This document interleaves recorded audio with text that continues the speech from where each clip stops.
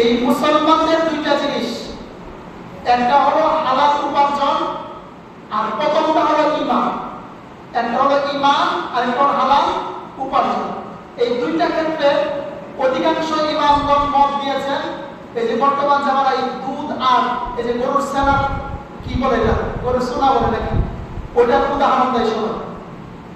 একটা জিনিস সারা জীবন মনে রাখবেন, এই দুইটা জিনিসের ভিতরে যদি ভেজাল থাকে, এই ভেজালটা কিরকম?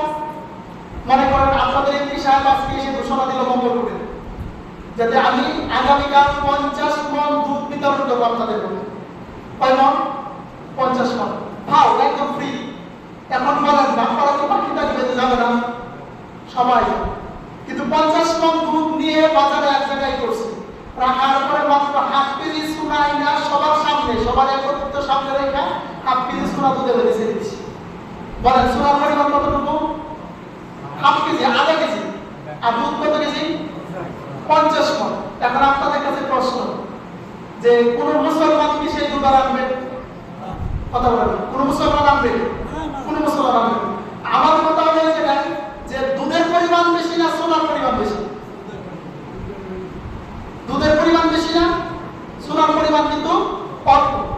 ঈমানটাও সেরকম, যখন বাতিল আর হক যখন একত্রিত হয়ে যায়, তখন হক আর বাতিল একত্রিত হওয়ার কারণে বাতিলের অল্প একটু যদি মাথার ভিতরে ঢুকে যায়, ঈমানের ত্রুটি হয়ে যায়, আপনি বিশাল বড় ঈমান নিয়ে, বিশাল বড় আমল নিয়ে হাজির হবেন। ঈমানের ভিতরে এই বিন্দু মাত্র হাফ কেজি সোনা ঢোকার কারণে আপনার সারা জীবনের 50 মণ দুধের আমল বরবাদ হয়েছে। বুঝতে পারছেন? আপনি সারা জীবন আমল করবেন, এই আমলটা মনে করেন দুধ, একটা স্বচ্ছ দুধ, আর সোনাটা মনে করেন একটা উদাহরণ হিসেবে বুঝাইতেছি যে বাতিল আকীদা। আমরা যে আকীদা বর্তমান দেশে প্রচলিত করছি, একটা বাতিল আকীদা। বুঝতে পারছেন? এই বাতিল আকীদা হলো সোনা, আর ভালো আমলটা হলো দুধ।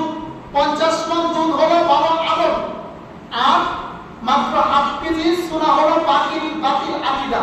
এখন আপনাদের কাছে প্রশ্ন, অল্পটা কি ভালোটাকে ভালো করছে, না অল্পটা ভালোটাকে খারাপ করে দিয়েছে? হাফ কেজি সোনা কিন্তু এই 50 মণ দুধের পবিত্র করতে পারবে, পবিত্র করতে পারছে। এই হাফ কেজি সোনারে 50 মণ দুধে পবিত্র করতে পারবে, কিন্তু হাফ কেজি সোনা 50 মণ দুধের নষ্ট করে দিয়েছে।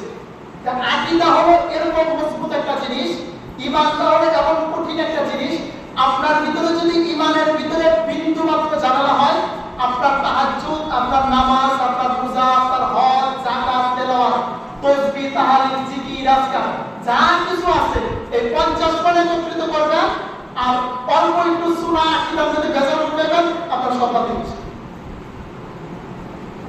বুঝতে পারছেন? আর 2 নাম্বার হলো হালাল উপার্জন। 2 নাম্বার কি? হালাল উপার্জন।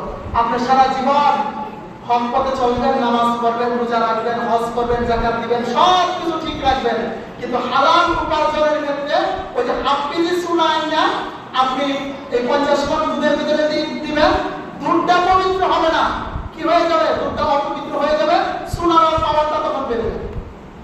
তখন এই ক্ষেত্রে বোঝা যায় যে আমরা যত ইবাদত বন্দেগী করি না কেন, যত আমল আকলাকি করি না কেন, যদি আমাদের ঈমানের ভিতরে ত্রুটি থাকে, তাহলে কোনোদিন মানুষ ঈমান পরিপূর্ণভাবে নিয়ে যাওয়ার কোনো পরিস্থিতি নাই। আপনার ঈমানের ভিতরে, আকীদার ভিতরে যদি সমস্যা থাকে, তাহলে আপনি আর আমল করে কোনো লাভ হবে না। তখন একটু আকীদার কারণে আপনার এই 50 মণ দুধের মতন সোনা দিয়ে শেষ করে দিবেন। 2 নাম্বার হলো হালাল উপার্জন।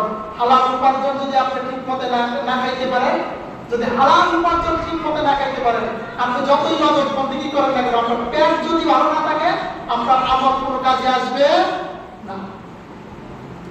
ইমাম হুসাইন রাদিয়াল্লাহু তাআলা কারবালার ময়দানে আমাদেরকে সেই শিক্ষা দিয়ে গেছেন, তুমি যত কঠিন পরিস্থিতি করো না কেন, তুমি বাতিলের সামনে মস্তক নত করিও না, তোমরা হক থেকে সরে যেও না।